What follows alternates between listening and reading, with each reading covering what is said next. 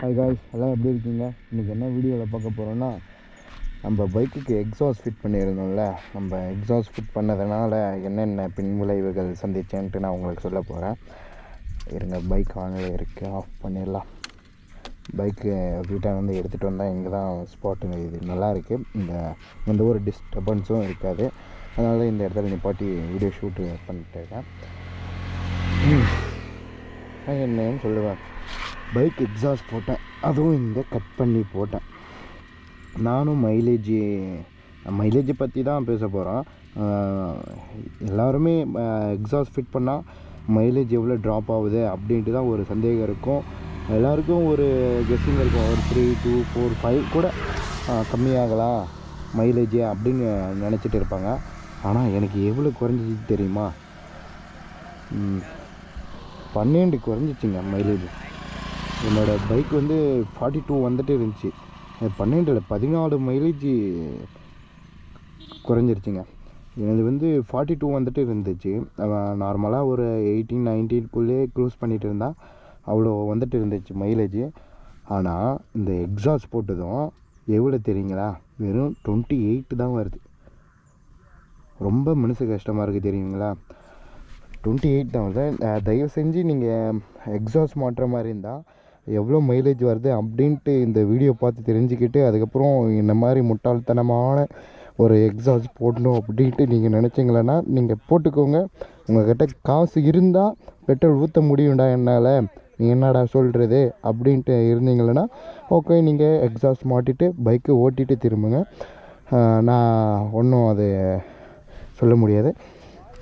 But என்ன மாதிரி middle class பசங்களுக்கு பெட்ரோல் ஊற்றுறதுக்கே வீட்டில் இப்போ தான் பிச்சை எடுக்கணும். அங்கே ஒருத்தன் நின்றுட்டு இருக்கான், அவனை தான் கூட வந்தான் எக்ஸாஸ்ட் மாட்டுறதுக்கு. இப்போது 28ன்னா ரொம்ப கஷ்டமாக தான் இருக்குது, தெரியுதுங்களா? இது வந்து R1M சைலன்சர் தான் நான் போட்டேன். யாரும் பிக்காதே தேவையில்ல, கேடு அப்படிலாம்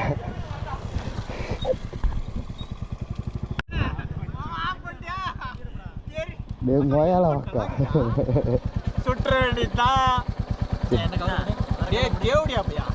கெட்ட வார்த்தை பேசாதடா, போடா.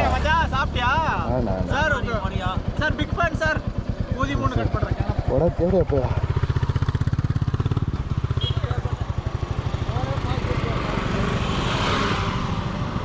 இந்த குறுக்க யாரும் இந்த கௌசிக்குன்ற மாதிரி பைத்தியக்கார ரிவ்யூ பண்ணிகிட்டு இருக்கும்போது வந்து ஏதோ பேசிட்டு போயிட்டான். சாரி, நீங்கள் எதுவும் தப்பாக எடுத்துக்காதீங்க. நான் எதில் விட்டேன்? மைலேஜ் 28 தான். உங்களுக்கு காசு இருக்குது, நான் பைக்குக்கு நான் பெட்ரோல் ஊற்றி ஓட்டிப்பேன், எனக்கு மைலேஜெல்லாம் ஒன்றும் பிரச்சனை இல்லை, எனக்கு சவுண்டு தான் முக்கியம் அப்படின்ட்டு நீங்கள் நினைக்கிறவங்க எக்ஸாஸ்ட் மாட்டிட்டு ஜாலியாக சுற்றுங்க, அலப்பறை ஸ்டார்ட் பண்ணுங்கள். நான் வந்து சவுண்டு கோசம் தான் நான் எக்ஸாஸ்ட் வந்து ஃபிட் பண்ணேன். ஒரு 5 தான் குறையும், ஒரு 5 குறைஞ்சிரும் மைலேஜ், ஓகே நம்ம சமாளிச்சுப்போம், 5 தானே, அது பெருசாக ஒன்றும் தெரியாது அப்படின்னு நினச்சிட்டு தான் நான் எக்ஸாஸ்ட் மாட்டினேன். ஆனால் 14 குறைஞ்சிருக்கு மைலேஜ். ஆனால் என்னால் சத்தியமாக மனசு தாங்கவே முடியல. தயவு செஞ்சு யாராச்சும் எக்ஸாஸ்ட் மாட்டணுன்ட்டு நீங்கள் இருந்தீங்களேன்னா உங்கள் பைக்குக்கு எவ்வளோ மைலேஜ் ட்ராப் ஆகுது என்ன ஏதுன்ட்டு நல்லா டீட்டெயிலாக தெரிஞ்சுட்டு அதுக்கப்புறம் எக்ஸாஸ்ட் மாட்டுங்க. இப்போது காசு இருக்குது அப்படின்னு நினச்சிட்டு நீங்கள் பைக் எக்ஸாஸ்ட் போட்டுட்டிங்களேன்னா நாளைக்கு பெட்ரோல் ஊற்றுறது காசு இல்லைன்னா அதை எங்கேயாச்சும் போகணும் வரணுன்னாலையும் நம்மக்கிட்ட இருக்கிறது ஒரு பைக் தான், 1 இல்லை 2 இல்லை, ஒரே பைக் தான் இருக்குது. அதனால் பார்த்து காசு இன்வெஸ்ட்மெண்ட் பண்ணுங்கள். நான் டோட்டலாக 6000 ஆச்சு எனக்கு எக்ஸாஸ்ட் ஃபிட் பண்ணுறதுக்கு.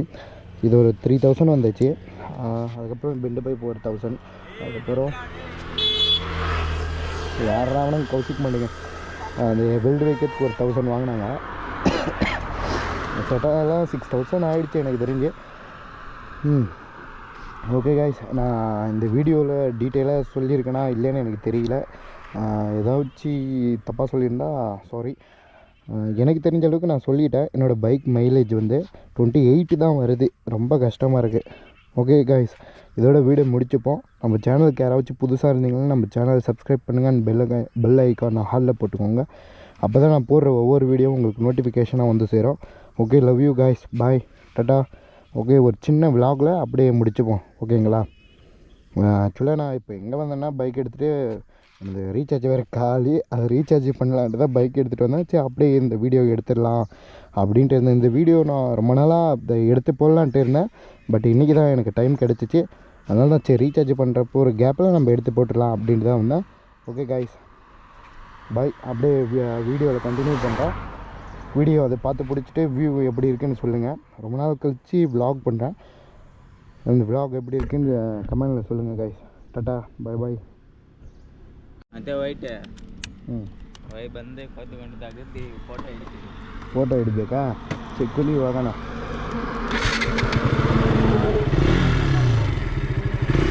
இன்னொன்று சொல்ல மறந்துட்டேன், எக்ஸாஸ்ட் ஃபிட் பண்ணல காய்ஸ், சவுண்டே இல்லை. இது என்னதான் சைலன்ஸாக தெரியல. இது தெரியுங்களா உங்களுக்கு? சவுண்டே சுத்தமாக வரல. இந்த மாதிரி நீங்களும் யாராச்சும் காசு தேவையில்லாமல் வேஸ்ட் பண்ணுற ஆள் இருந்தால் கமெண்டில் தட்டி விடுங்க. நானும் இந்த மாதிரி யாராச்சும் இருக்கீங்களான்னு பார்க்குறேன்.